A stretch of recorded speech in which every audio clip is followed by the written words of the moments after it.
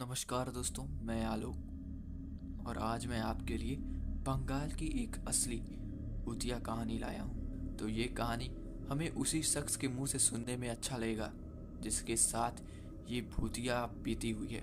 तो चलिए बिना देर ना किए हुए सुनते हैं उन्हीं की ज़बानी उनकी ये साथ हुई एक घटित भूतिया कहानी। नमस्कार दोस्तों, मेरा नाम अजय है और मैं आपको आज अपने साथ ही हुई असली भूतिया कहानी सुनाने वाला हूँ। अगर इसे हम एक कहानी ना कहें तो ज़्यादा बेहतर होगा, क्योंकि ये घटना मेरे साथ सच में घटित हुई थी जब मैं अपने काम के दौरान ड्यूटी पर था। दरअसल ये बात तब की है जब मैं पुलिस की नौकरी कर रहा था। उस दौरान एक केस के सिलसिले में मुझे बंगाल भेजा गया था और आज रात को ही मैं बंगाल जाने वाला था। मैं रात में करीबन 1:30 बजे बंगाल पहुंचा।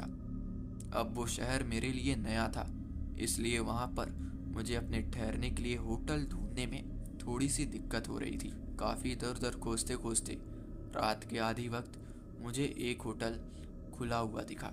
उस होटल को खुला हुआ देखकर मैं उसके पास गया। बाहर से वो होटल काफ़ी शांत और काफ़ी सन्नाटे में था। अब मैं काफ़ी थका हुआ था, इसलिए मैंने इस चीज़ को ज़्यादा गौर नहीं दिया और उस होटल के अंदर चला गया। उस होटल के अंदर काउंटर पर ही एक लेडीज़ थी।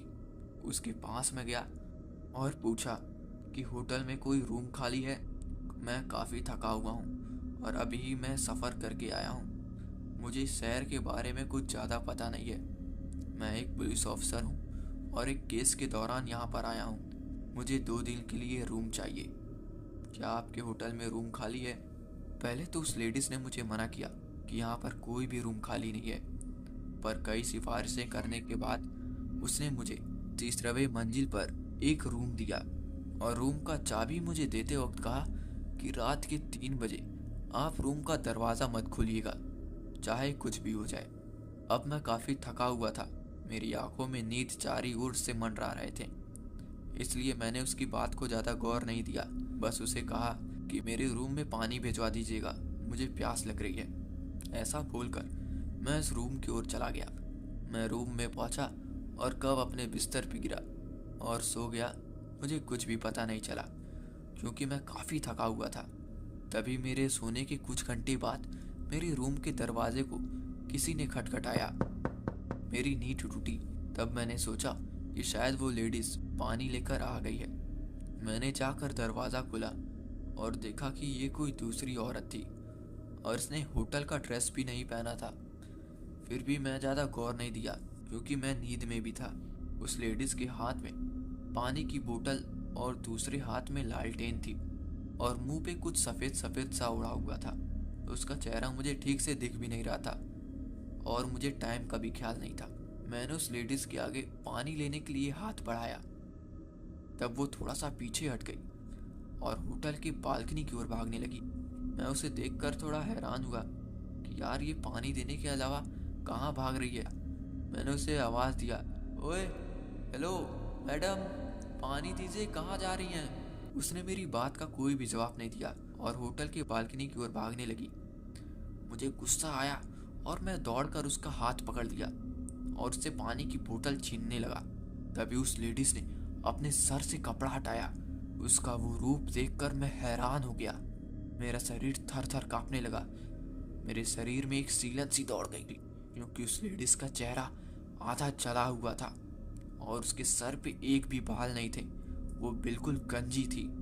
उसका वो भयानक सा चेहरा देखकर मैं चिल्लाते हुए रूम की ओर भागा और जब मैंने घड़ी की ओर देखा तो ठीक 3 बज रहे थे। मुझे तुरंत ही उस होटल मैनेजर की बात याद आ गई। अब वो औरत थी या भूत, ये तो मुझे समझ नहीं आ रहा था, पर उसका वो खौफनाक चेहरा मेरी आंखों पर छप गया था। मुझे रात भर डर की वजह से नींद नहीं आया और जैसे ही सुबह हुई मैं तुरंत ही उस लेडीज होटल मैनेजर के पास गया और उसे डांटने लगा। तब उस लेडीज मैनेजर ने मुझे बताया, आज से 6 महीने पहले ऐसे ही एक लेडीज रूम लेने के लिए आई थी और उसे भी हमने 3रे मंजिल पे ही रूम दिया था, क्योंकि उस वक्त वहीं का रूम खाली था। और ना जाने क्यों उस लेडीज ने 3वीं मंजिल की बालकनी में ही खुद को आग लगा ली। हमें आज भी पता नहीं चला कि उसने अपने आप को आग लगाकर क्यों मारा। और तब से उसी लेडीज की आत्मा हमारे होटल की तीसरी मंजिल पर रात के 3 बजे घूमती रहती है। तीसरे मंजिल से कई लोग रात के वक्त ही उसी बालकनी से कूद के मर गए हैं। ये बात सुनकर मैं हैरान हो गया और मैं सोचने लगा कि मैं कितना खुश नसीब हूँ जो मैं जिंदा बच गया। फिर तुरंत ही मैंने होटल चेंज किया और अपने काम को पूरा करके अपने घर वापस आ गया। अब मैं घर पे अपने परिवार के पास तो आ गया था, पर उस रात की घटना आज भी मेरी आंखों में छपी हुई है। उस चुड़ैल या उस औरत का चेहरा मेरे दिमाग में छप सा गया है। आज भी मैं चैन से सो नहीं पाता हूँ। तो दोस्तों, ये थी अजय की कहानी। आपको कैसी लगी कमेंट में ज़रूर से बताइएगा। मिलते हैं बहुत जल्द एक नई भूतिया कहानी के साथ। तब तक के लिए हमारे चैनल को सब्सक्राइब कर लें। मिलते हैं बहुत जल्द। तब तक के लिए धन्यवाद।